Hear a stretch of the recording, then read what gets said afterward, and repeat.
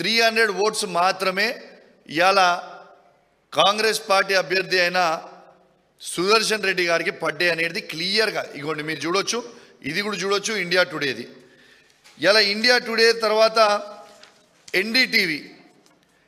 ఎన్డీటీవీలో కూడా ఆన్లైన్లో వాళ్ళు వేసింది కేవలం 300 ఓట్స్ మాత్రమే కాంగ్రెస్ క్యాండిడేట్కి దొరికిన ఓట్లు పడ్డాయి అనేది క్లియర్గా దీంట్లో మీరు చూడొచ్చు. ఇవాళ నేను అనేది ఏంటంటే ఇలా జయరాం రమేష్ గారేమో 315 ఓట్లు పడ్డాయని చెప్తాడు.